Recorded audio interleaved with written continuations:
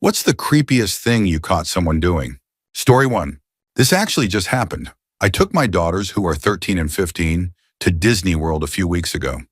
We were waiting in the security line at the Orlando airport, waiting to come back. If you have never been, the security line at the Orlando airport is extremely long and snakes back and forth forever, so you keep passing the same people again and again. I saw a man, maybe in his 30s or 40s, take out his phone and appear to be texting. But when we went around the next corner, I could see that he was aiming the camera at my daughter, trying to take a picture of her. It only caught my attention because he did the zoom in thing on her legs. I said, "Oh, excuse me, can I help you? It looks like you are having trouble with your camera." Right in his face. He got out of line. I probably should have told security, but my instinct was to get in between them and confront him. Story 2. When we were about 18 years old, my friend Rich was telling me he was being followed by a strange man with long hair, a beard, and a mustache. He said he would turn around and see the man following him from a distance. At night, Rich would look out his front window and see the man standing in the middle of the road staring at his house. 2 weeks later, we finished up our band practice in our lead guitarist's backyard, and Rich left to put his amp in his car. A few moments later, Rich came running back terrified, saying the bearded man was out front and that he was coming through the gate to the backyard. I saw the guy come in and he asked, "Rich?" a few times. Rich asked who he was and he said, "Doug." They had been schoolmates, but Doug had moved away for a few years and grown his hair long. Rich asked him why he didn't say anything earlier, and Doug said he was nervous about approaching Rich because he wasn't sure it was him. So he just followed him for 2 weeks, and Rich was terrified the entire time. Story 3. I went to a homeschool co-op growing up. This kid a few grades behind me, I was in 11th, he was in 8th, I think, always would disappear to the bathroom pretending to use it, but was actually playing Game Boy. His teacher sent me to see what he was doing. I went into the bathroom and immediately he yelled, "Go away! I'm going to the bathroom." I looked under the stall from across the room. His pants, underwear, socks, and shoes were neatly in a pile in the corner. The boy was lying on the floor, facing the toilet with his legs wrapped around the base of it, completely ignoring class. We made eye contact. I went back to class, and his teacher demanded to know what he was doing. I whispered it in her ear after she asked the third time. Somehow I got in trouble for it. I am the one who had to carry that strange image in my head for the rest of my life. Story 4. Let me try to remember a different example, even though I have others too. So our neighbor was out of town for a couple of months and asked us to keep an eye on his property for him. We lived in a rural area with a good view of his entire property from ours. One day, a man in a Jeep rolled up to his place. We watched him step into the property and start walking around, going through things. We drove over there, 4 of us. When we got there, he walked up. We asked him who he was and what he was doing there. He made up some story, asking if a guy by the name of Ron or something was home, not the actual name of the man who lived there. We told him no and asked him again what he was doing there. He said he wanted to buy a truck sitting on the property and that he was a friend of the owner. We asked his name and he said, it's Jeff, like he had to think about his own name. Meanwhile, he had 4 pretty big guys standing around him asking questions, and he was getting nervous. Eventually, he got in his car and left. We called the neighbor and told him what happened, then called the police, who didn't bother to come by. The truck he was rummaging through ended up missing a couple of small parts. 2 weeks later, one morning, we woke up to find his truck, his trailer, 2 jet skis, and his sports car stolen. We called the police and made a report. We later found the jet skis and trailer down the road where they had crashed and left them. The thieves were never caught.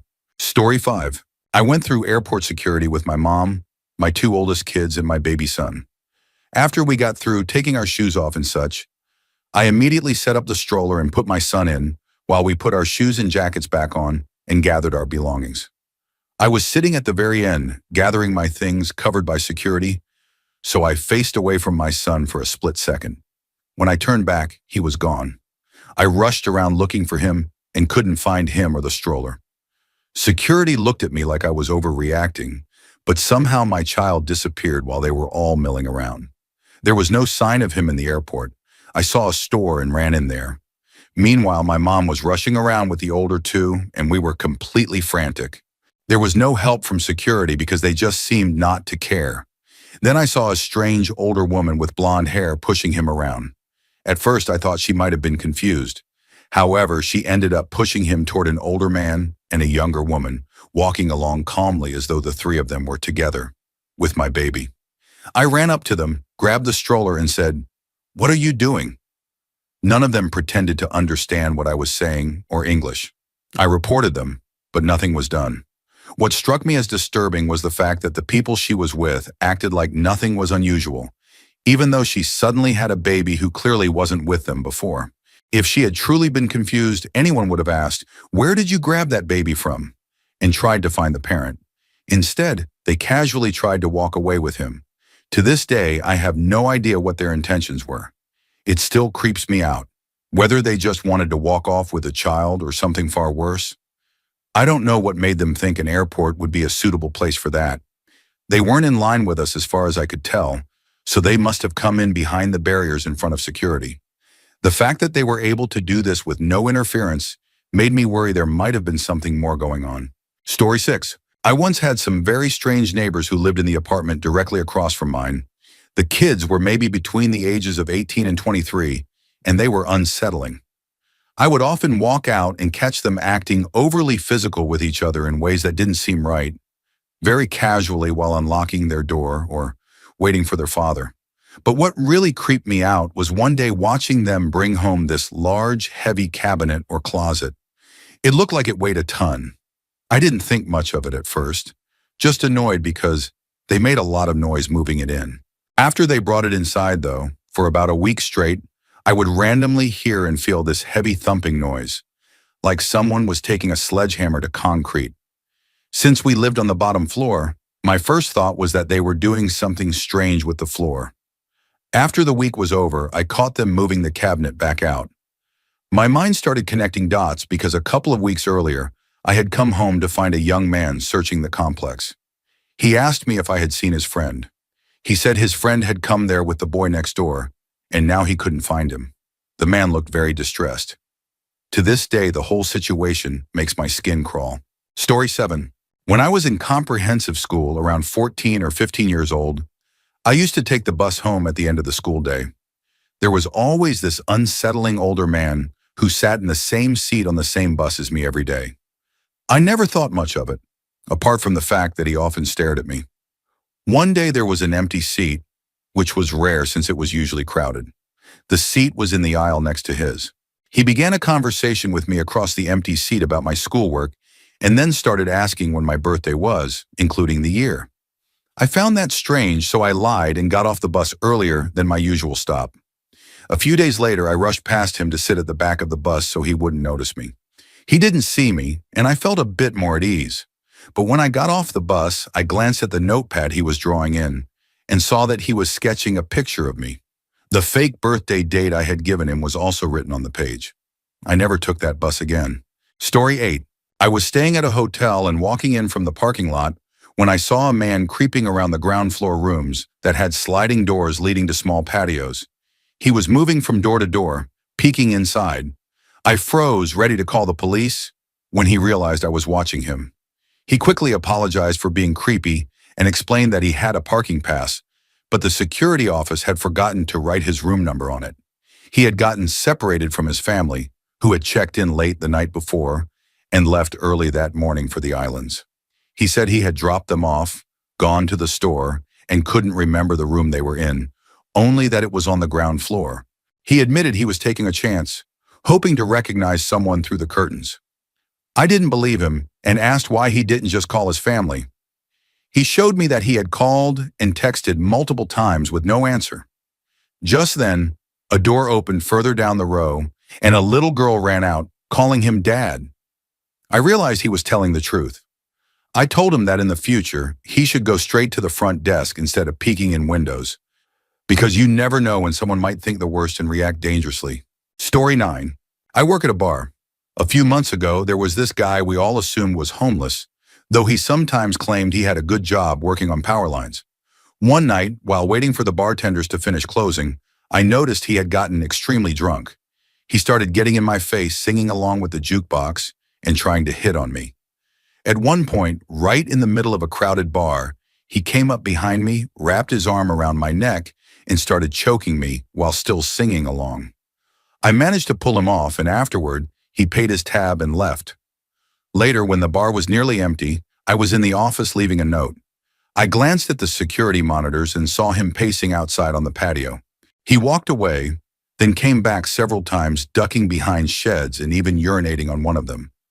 The last time he returned, he took one of the patio chairs we had stacked at the entrance, set it down to block the doorway, and just sat there. My coworkers and I whispered to each other in the office, terrified and trying to figure out what to do. I wanted to call the police, but they didn't want to deal with the hassle that late at night. Eventually, we waited until he walked back to the other lot, then slipped out through the emergency exit. The bartenders were parked out front, but I had to go down a dark alley at the back of the building to reach my car. That short walk was one of the scariest moments of my life. Story 10. Not something I personally caught someone doing, but still creepy nonetheless. I live in an apartment with my family that we rent from a sweet older lady. We'll call her Lily. We've known each other for more than a decade and care for each other. One of my chores is to take the recyclables out to the bin in Lily's backyard. There are 2 gates that keep the backyard closed, one metal decorative gate and one plastic gate with a lock. Lily never locked the plastic gate, though. She told us we could use the backyard whenever we wanted, so whenever I took out the recycling, I would just walk right in. One day, Lily told my dad she needed to share something important. Later, my dad told me and my mom what she had explained. She said that when her sister was a teenager, she had once been kidnapped by an older man. At that time, her sister had eventually been found safe. In fact, she was visiting Lily and staying with her that week. Unfortunately, the same man who had taken her before somehow found out where Lily lived and that her sister was staying there. He came to the house at night and banged on Lily's door, demanding to know where her sister was. Since Lily's apartment door is in the backyard, she immediately started locking the gate after that incident and told my dad not to let me take out the recycling anymore. Story 11. This happened almost 10 years ago. I was hanging out with some friends on a Saturday and decided we'd swing by my apartment to grab my Xbox and a few games. When I walked in, I heard a vacuum running. I went to my room, which had a bathroom attached, and noticed a cord plugged into the wall. The bathroom door was slightly open, and I could see the vacuum inside. Immediately, I thought, what are we walking into? Just then, my buddy came into the room and joked, "Wow, your roommate cleans your place too?" The guy in the bathroom panicked, tossed the vacuum wand aside, slammed the door shut, and turned on the shower. At that moment, we all realized what was going on. We quickly gathered up the Xbox, still in shock and laughing awkwardly, and left. I was so embarrassed for him that I didn't want to go back in case he asked if I saw anything or tried to make up an excuse. But when I got home later, he had packed up all his belongings and moved out. I never saw him again. To this day, I don't know what's funnier, the fact that he had found that vacuum on the curb or that he left it behind when he disappeared. Story 12. I just remembered this when I read the question. Back in high school, I would catch the public bus early in the morning, right around dawn. I wore a Catholic school uniform, but I don't think that was relevant. One morning, while I was sitting at the bus stop reading a book, this was the early 90s before phones, I noticed movement out of the corner of my eye. Without moving my head, I glanced up and saw a man with a wool cap peeking around a tall wooden fence, looking in my direction. Because of the cap, which reminded me of burglars from TV shows, I decided to act like I forgot something, gathered my bag, and walked away from the bus stop. My house was around the next block, and since I knew the alleys and shortcuts, I slipped behind the store on the corner into a narrow alley. From there, I crouched low and peered through a chain-link fence into the yard behind the wooden fence. What I saw froze me. The man with the wool cap was tall, pale, and completely naked, craning his neck around the fence as if trying to see where I had gone. My heart was pounding. I freaked out and hurried back toward the bus stop, thinking I might miss my ride, but also knowing the bus was due soon. Just as I was about to reach the bench, someone rushed around the corner toward me, and I nearly screamed until I realized it was just a jogger. He wore shorts, a tank top, running shoes, and coincidentally, a wool cap. The relief I felt in that moment was overwhelming. Story 13. I was living in a townhouse-style rental complex when one day, while out on the patio smoking a cigarette, I heard a woman screaming inside one of the units in the building right next to mine. I listened more closely and clearly heard her yell, "No! No! No!" I immediately went inside and called the police to report what I had heard and to say I was concerned for her safety. After the call, I stepped outside again, staying just out of view, to see if I could still hear her, but it had gone silent. As I peeked toward the unit, I saw a man, probably in his mid-20s, come out onto the patio. He wiped sweat from his face, as if he had been working out or overheated, though every unit had central air.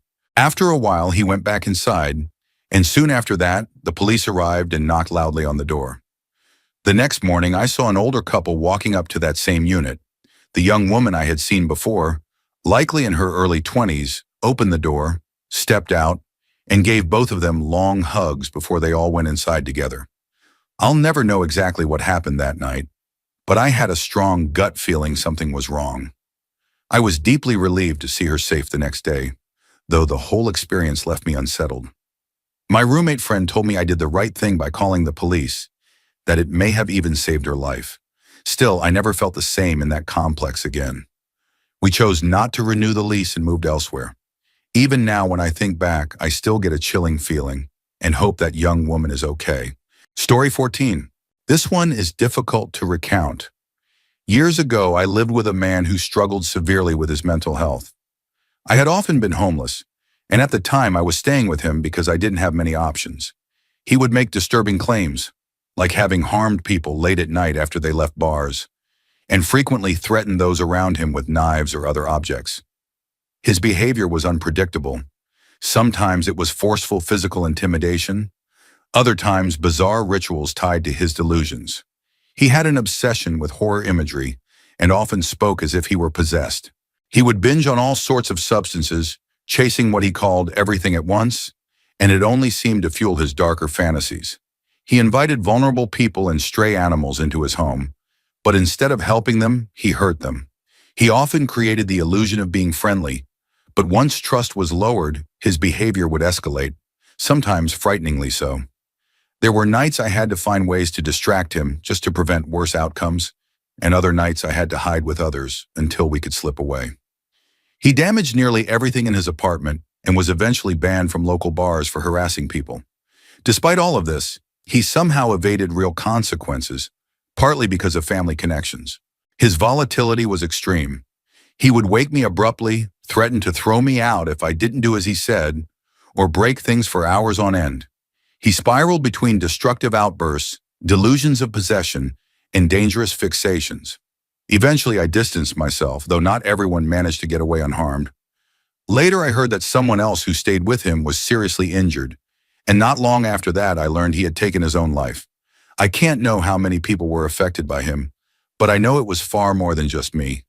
It remains one of the most disturbing experiences of my life, and even now, thinking about it brings back memories I didn't expect to revisit today. Story 15. I lived with my grandparents for a few years, and they had this neighbor named Pedro who seemed like a pretty nice guy. I had only interacted with him in passing and never thought much of him. He was a few years younger than my grandparents, retired, and usually just hung around his house. One night, pretty late, maybe around 1 in the morning, my girlfriend at the time and I were sitting in her car when suddenly she gasped. I turned to see Pedro very slowly walking across his front lawn toward her car. Before he got too close, he turned left and went toward my grandparents' house, walked up the driveway and around the side of the house. A few minutes later, we saw him coming back around the front, heading up his porch and into his house. 2 or 3 days later, my girlfriend and I were once again parked outside, and he did the exact same thing. I told my grandparents about it, and that's when I learned he made this walk every night. Down his lawn, up the driveway, around my grandparents' house, and then back to his place. On multiple occasions when my grandparents went out of town and I was home alone, I noticed the same thing. If I happened to be up late making a midnight snack, I would peek out the window, and sure enough, there he was. He would walk to the edge of our property, stand there looking around for a while, and then leave. Story 16. I am a musician, and one day I was looking through a stack of tapes. Yes, I am Generation X, trying to find a song I had written. I was popping them into the tape deck, listening for a few minutes, then ejecting them. I put one tape in and pressed play, only to hear our rhythm guitarist talking to himself on the recording. Apparently he was stalking a girl. He described driving past her house, talked about how beautiful she was, and rambled about wanting to be her boyfriend. It was unsettling. I couldn't understand why such a tape would end up in my studio, inside a cabinet with my recordings. You would think that if you made something like that, you would at least be careful about where you left it. Later that day, some of the other band members came by for practice. I played the tape for them while we sat around, and we were both creeped out and laughing nervously. The guitarist wasn't there at the time, but I left the tape sitting out where he could see it. By the end of practice, it was gone. Story 17. My manager at Taco Bell used to tell stories about a girl who worked with him, but the details were so specific about her private life that it always sounded suspicious. How could he know so much if she was just another employee? At the time, my ex also started working at the same location. We never told anyone we were dating because of the rules. She usually worked evenings and clocked out as we came in, but one day we shared a shift with that manager. We were in the back listening to music and stepped out to smoke in the lobby. When we came back, he had his laptop out and was plugging in small thumb drive devices, transferring files. He didn't notice us, and we didn't think much of it then. About 5 months later, he was arrested after breaking into that girl's house with a gun, a bag of plastic bags, zip ties, and duct tape.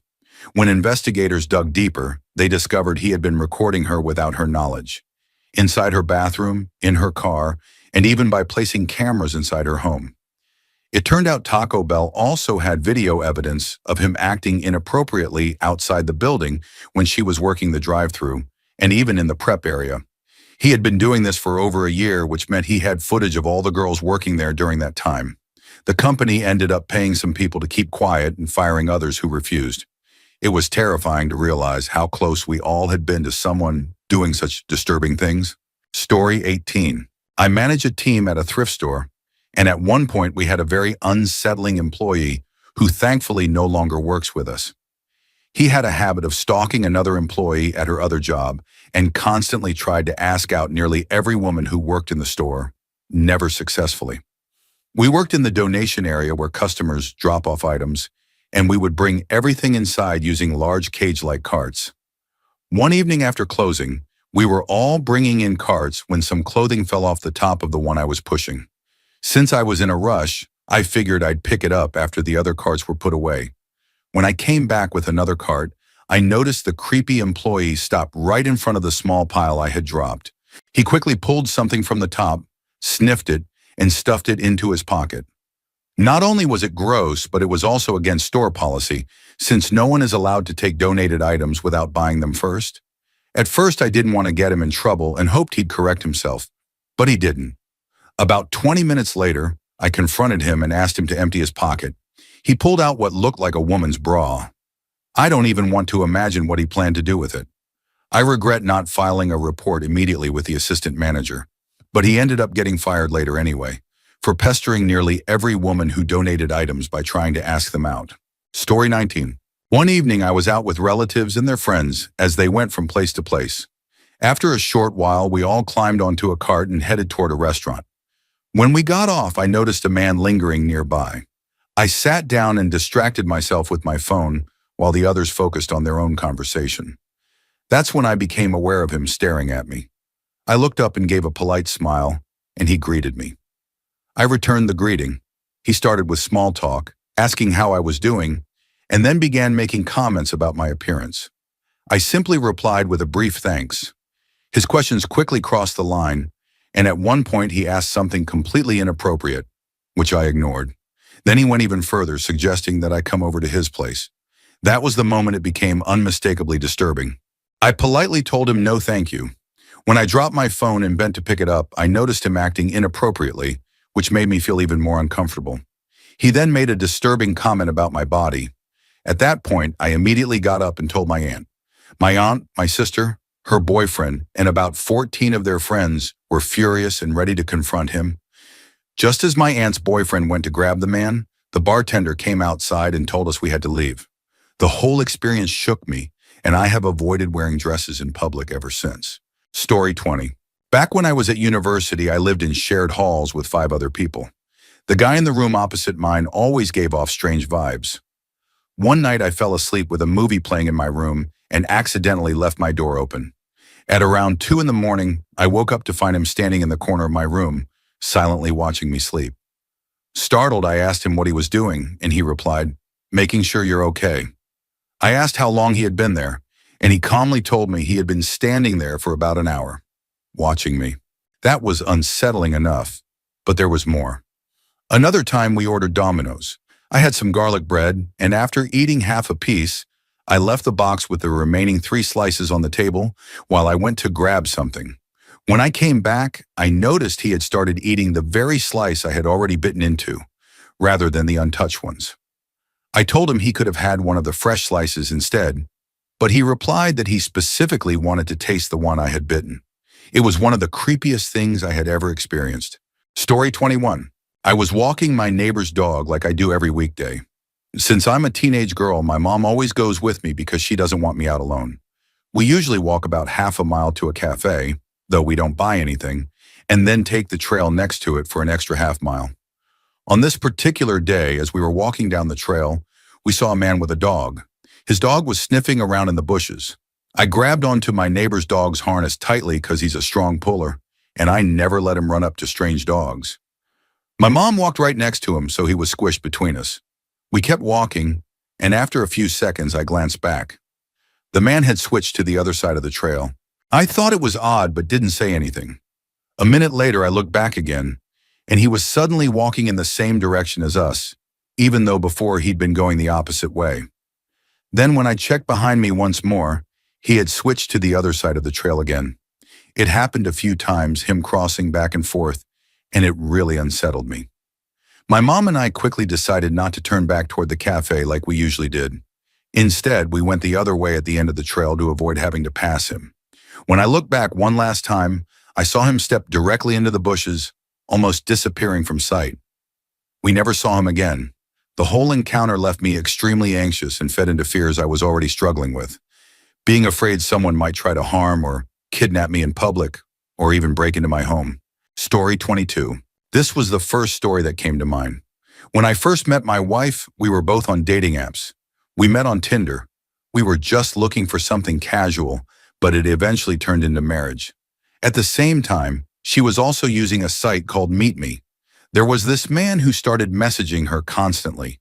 He was a big guy in his late 30s or early 40s, with patchy facial hair, and she was only 21 at the time. She kept blocking him, but every day he would make a new account with a different name, but always the same picture. Eventually, she quit using Meet Me once we started dating seriously, but the man somehow found her on Facebook. Same photo, new name. She would block him, and he would just make another account. This went on for 2 months, literally every day. Finally, I stepped in. I sent him a voice message threatening to involve the police if he didn't stop stalking and harassing her. He disappeared for about a week, but then he came back again. New name, same picture.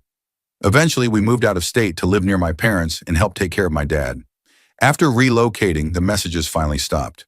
I guess he either gave up or couldn't find her again. I was beyond relieved when it ended. Story 23. I've probably been someone's unintentional horror story a few times. I've never been great in social situations, and I have a few medical conditions that can make me come across as unsettling without meaning to. The most obvious ones are that I have a strong light sensitivity, so I tend to turn off the lights in almost any room I'm in.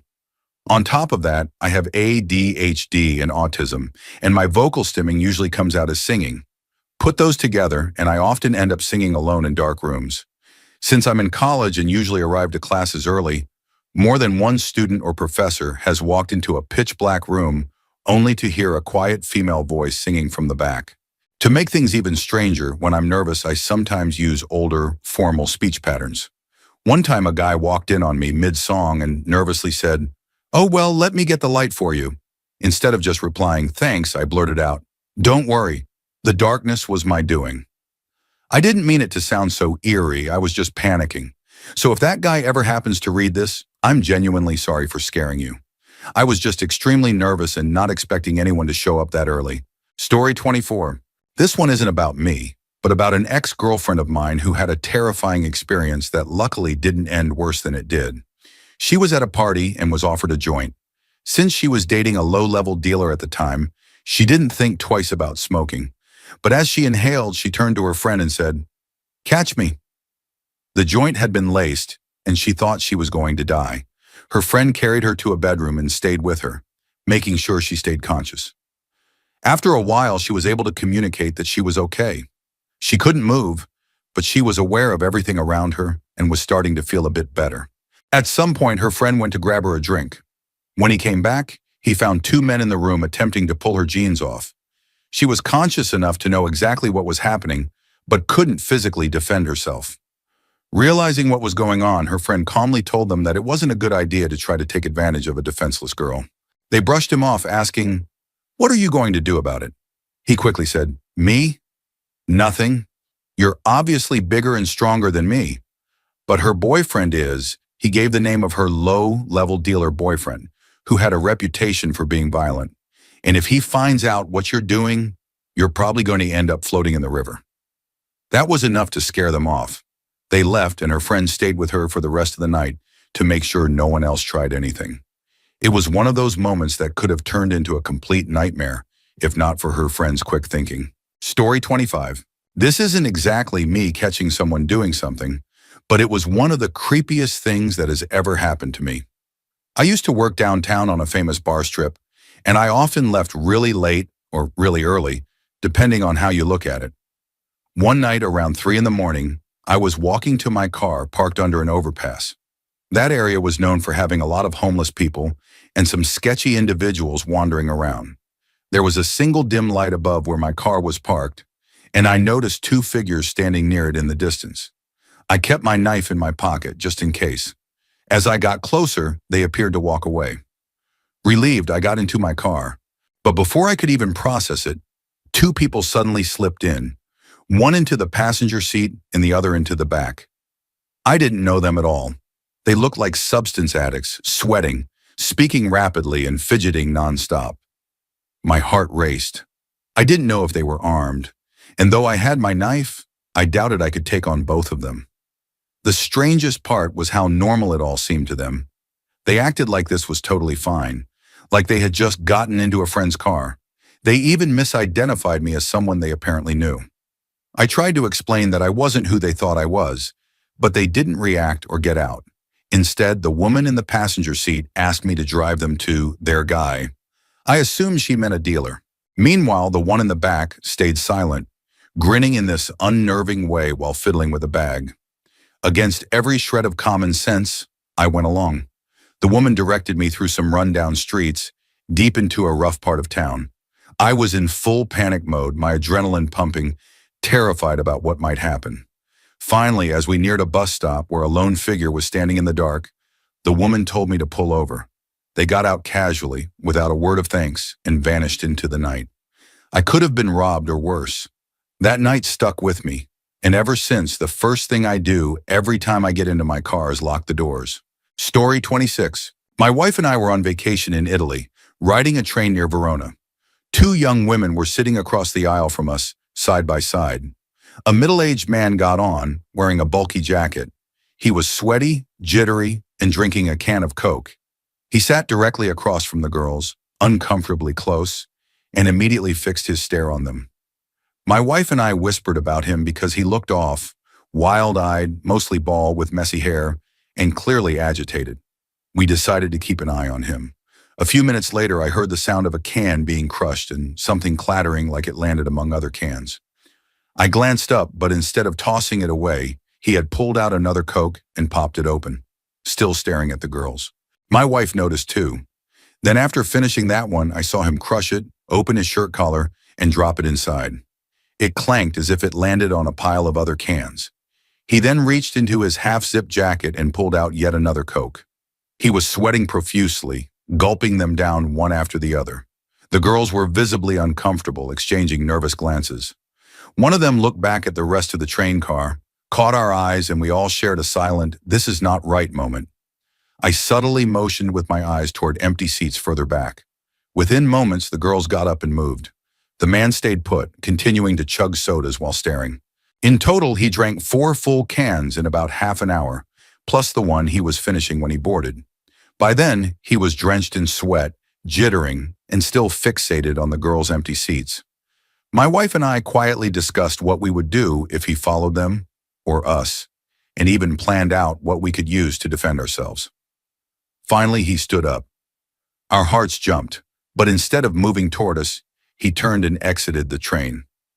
As he walked, it literally sounded like a recycling bin rattling around inside his jacket. The girls looked back at us, and we all shared a relieved laugh. It was one of those bizarre, unsettling encounters that left us shaken, but thankful it ended without incident. Story 27. This one wasn't terrifying, but it was definitely unsettling. When I was about 21 or 22, one of my buddies had parents who secretly followed us around town, and even on trips without us knowing. We only found out one day when a group of us took a day trip to the lake, which was about an hour away. He came from a town roughly 50 miles away, and his parents lived there too. About halfway to the lake, he thought he recognized his parents' car about 300 feet behind us on the highway. To be sure, he slowed down a little, and yes, it was them. It was really odd because his parents were extremely private people and rarely ever went out, let alone followed anyone. They had always been strange, very plain and uptight. So my buddy decided to take an exit to try to shake them, but they followed right along.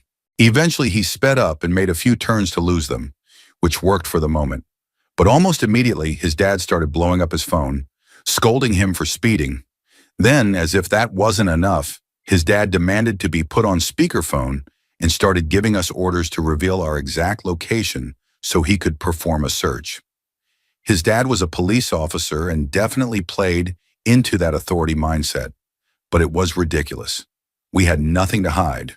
We weren't doing anything illegal, just hanging out, but it wasn't his right to treat us like criminals.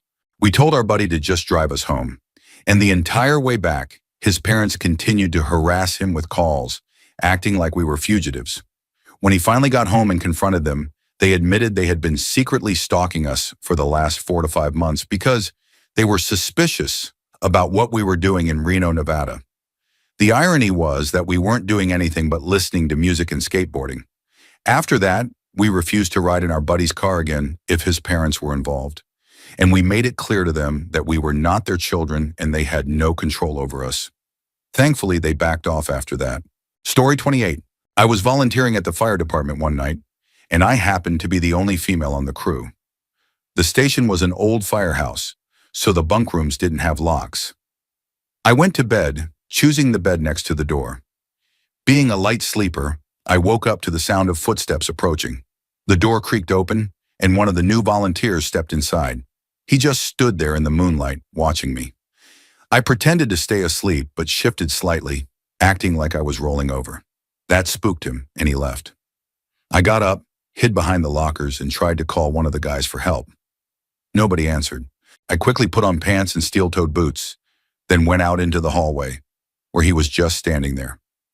I confronted him, and to my shock, he pulled out a knife and held it to his neck, threatening to hurt himself. I said, "Go ahead." He started crying, hitting himself in the face, calling himself an idiot.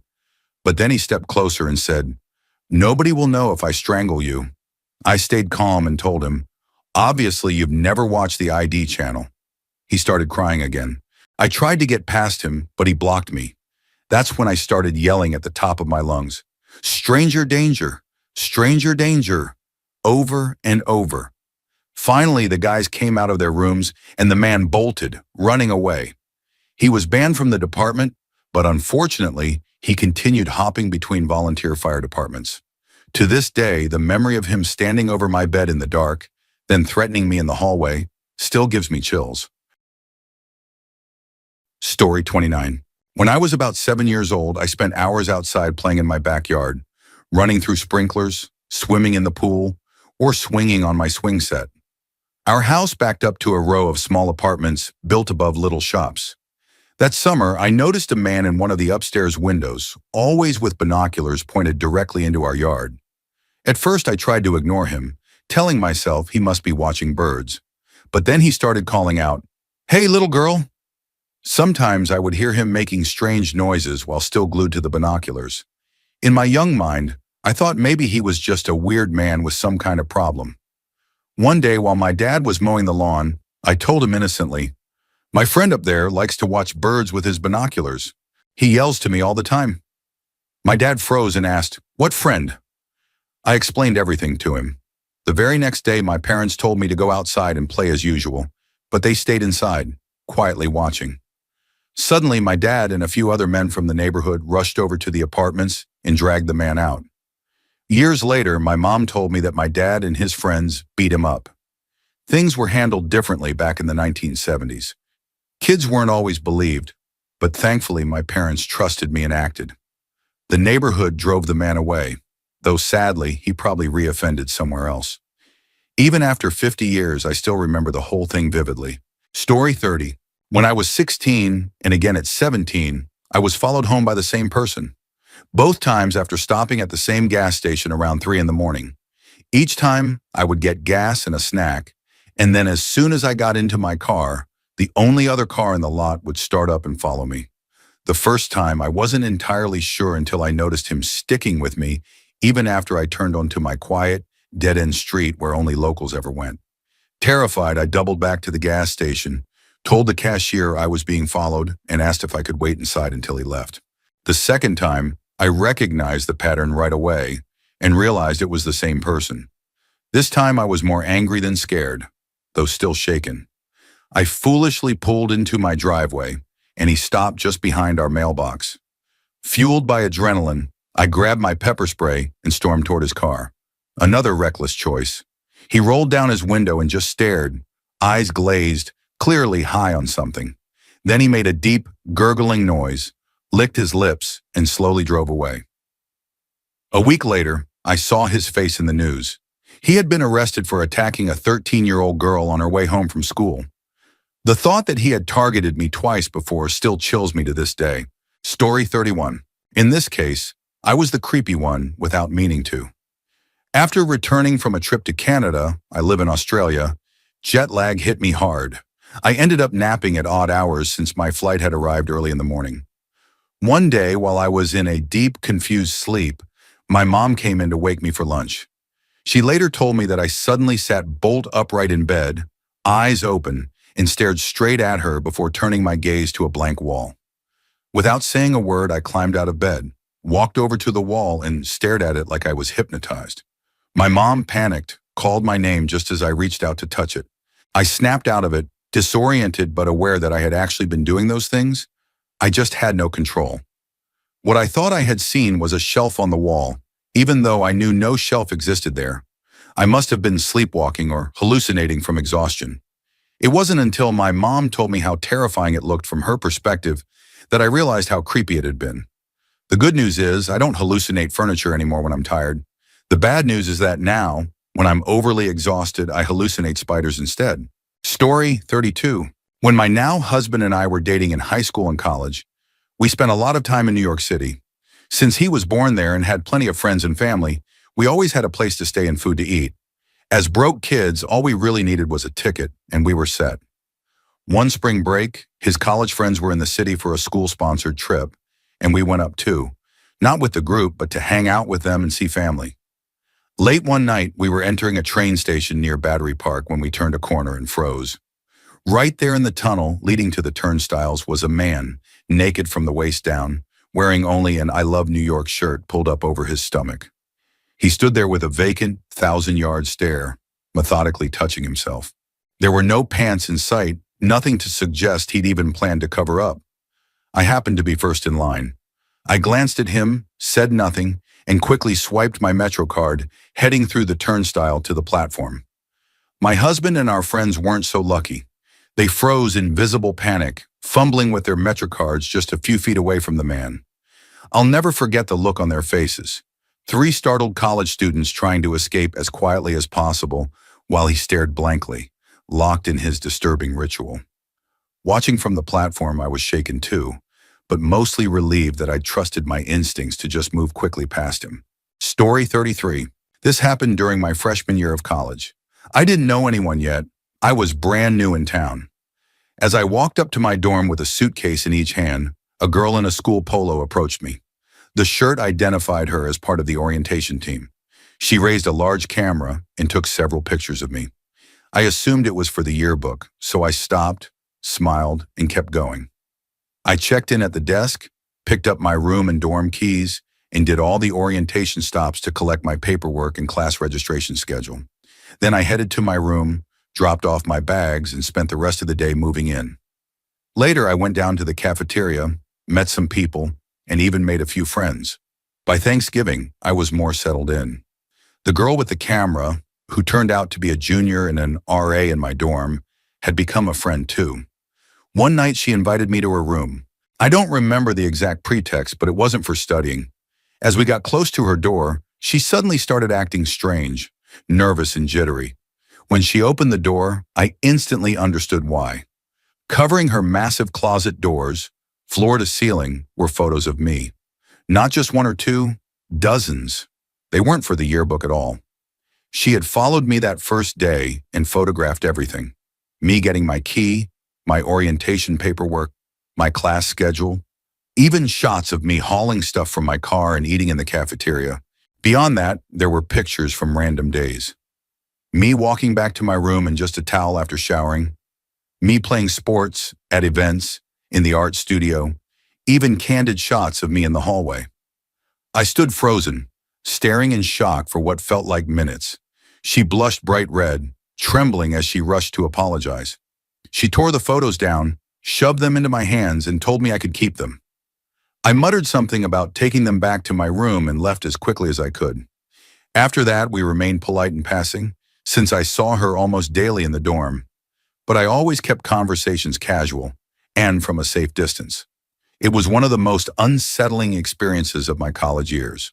Story 34. A friend and I used to go urban exploring when we were young teens, basically sneaking into abandoned and derelict buildings. My friend was much more invested in it than I was. He would take old plaques and paperwork home, and he was part of an online forum dedicated to urban exploration in our area. One day we went to explore an old manganese bronze factory. We were walking down a long, dim hallway when we suddenly heard strange noises coming from one of the many rooms nearby. We froze, unnerved, and decided not to find out who or what was making the sounds. Instead, we quickly climbed through a broken window to get outside. My friend went first, then I followed. Just as I made it through, my friend turned to say something to me and screamed.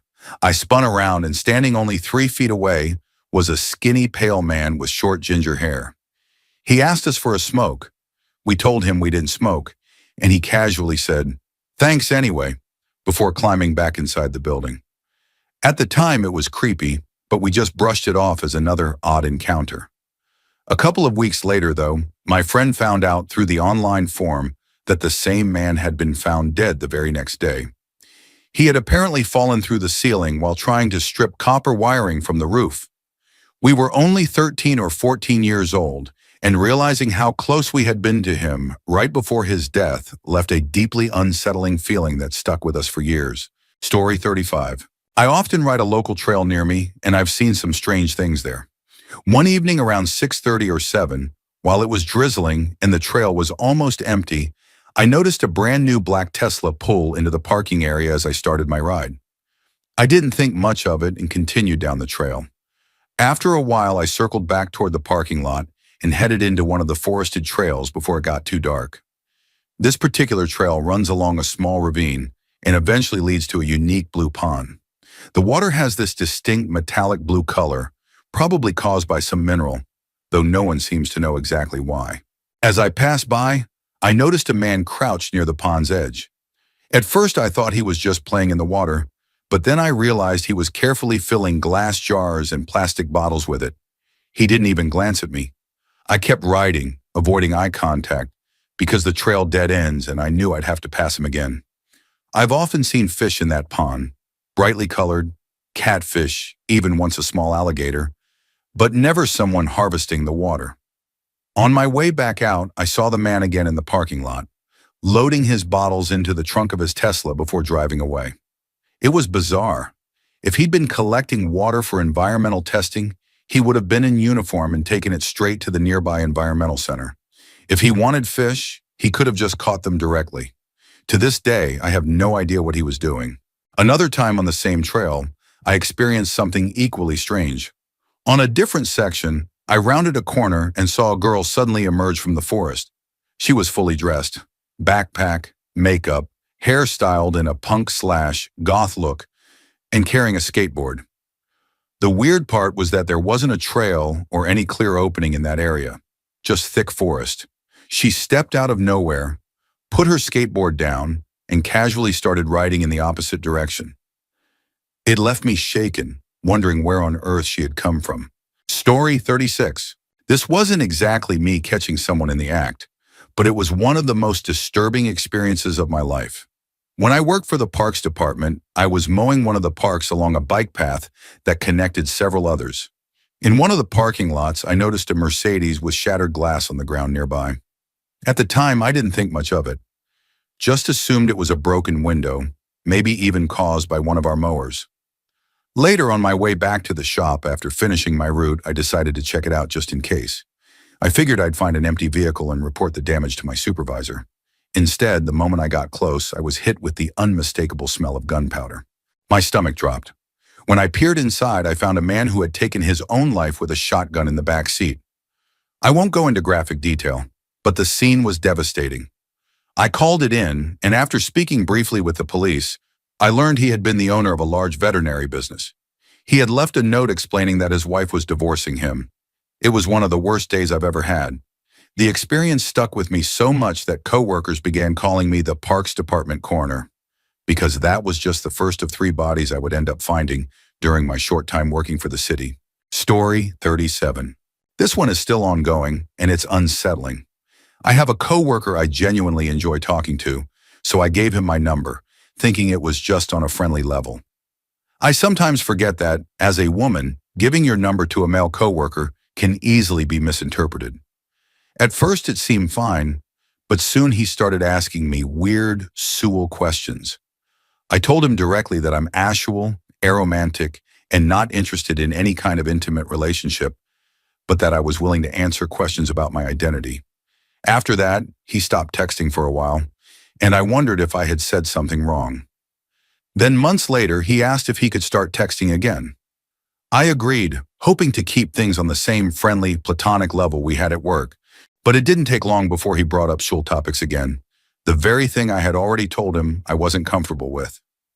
I deflected, avoided answering directly, and eventually just slowed down my responses. Part of that is also because I'm extremely busy. I tend to sleep long hours and I'm introverted outside of work. So constant texting feels overwhelming anyway. But the bigger part is that his messages make me uneasy. I want to be friends, but the nature of his texts makes me wonder what he might try if we were ever alone together outside of work. At one point, he started talking about paying women for explicit photos. I tried to redirect the conversation, mentioning the online furry art community and how consensual transactions like that are not shameful. I was trying to normalize the topic without engaging personally. But when he pushed again, I reminded him of my asexual identity and told him flat out that I would never send that kind of picture to anyone. I thought that was the clearest, kindest way to draw a line. Still, he hasn't quite gotten the message. I don't know how to handle this without being harsh and scaring him off completely, because I really would like to stay friends. But he needs to learn how to talk to women, or at least to people with feminine bodies, without crossing those boundaries. Right now, I'm just hoping he picks up on my lack of engagement and finally respects where I stand. Story 38. One morning, we woke up to find nails hammered into the fence we shared with our elderly neighbors. Our cat often climbed along that fence, so we immediately assumed the nails were put there to keep the cat away.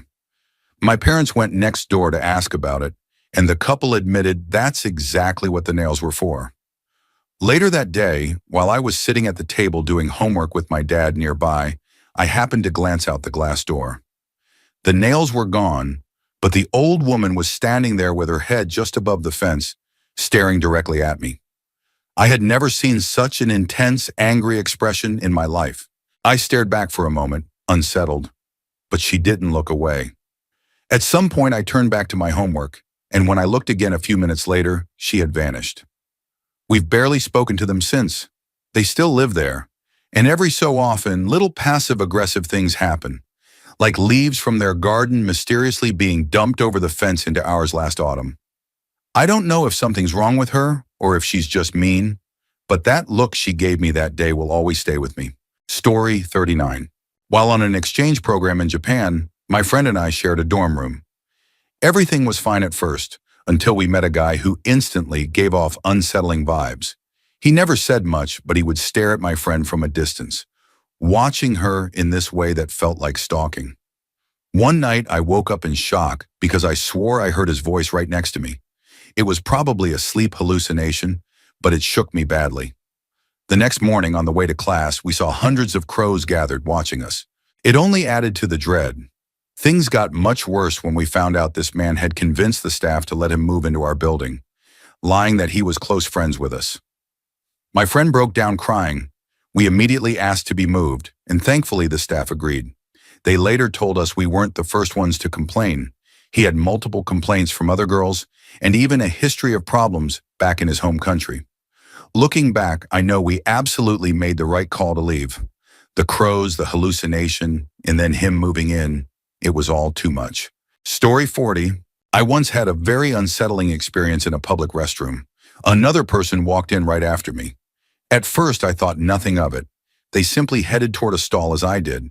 But as I was halfway through, they took a small step closer. I moved aside to give them space, but they stepped closer again. Before I knew it, they were right up against me, crossing the unspoken boundary of personal distance. I gave them a slight shove, and they backed off, only to step forward again and rest their head against my arm. I pushed them away more firmly and they returned to their stall, this time actually using it. Then, without warning, they placed a hand on me in an invasive way. That was the final straw.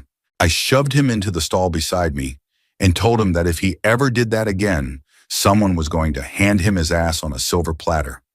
He went back to pretending to finish, but then either tried to grab at me again or shove me. At that point, I'd had enough. I physically stopped him, then dragged him straight down to the nurse's office and told her he was being a creep in the bathroom, I wasn't having it, and I have a math quiz to take, so yell at me later. That was the end of it. His family ended up moving afterward. My parents got a call, but I didn't get into any real trouble. Story 41. About 5 years ago, I was working as a bartender. Sunday afternoons were my regular shift, the slowest, least profitable shift unless it was football season. On this particular Sunday, it also happened to be my mom's birthday. After lunch with her, I went to work around 5 p.m. The bar had the usual handful of regulars, plus 2 middle-aged women I hadn't seen before. At the far corner sat a scrawny man in his mid-50s who I'd only seen once or twice. For the sake of the story, let's call him Shady Gary. He looked off that day, but I kept doing my rounds. A little while in, I heard someone moan. It was faint, and no one seemed to react, so I brushed it off. 10 minutes later, the 2 women flagged me down. They quietly told me that whenever I turned away, Gary was staring at people around the bar, including them and me, and touching himself. They said the moan I'd heard was him finishing. My stomach dropped. I'd only been bartending 6 months and had no idea how to handle something like this. Shocked and creeped out, I decided the best thing was to make it public and humiliating, so he couldn't come back. I walked right up to him and said I knew what he was doing. I told him he had 1 minute to leave and never come back. He looked at me like I was insane, asked if it was a joke, then asked if he could at least finish his drink. I didn't say a word, just stared. After a few seconds, he shrugged, stood up, and walked out, his pants visibly stained down the front. In hindsight, I should have called the police, but in the moment I was too shocked, acting purely on instinct. To make matters worse, it all happened on my mom's birthday. It's still one of the most disturbing things I've ever experienced behind a bar.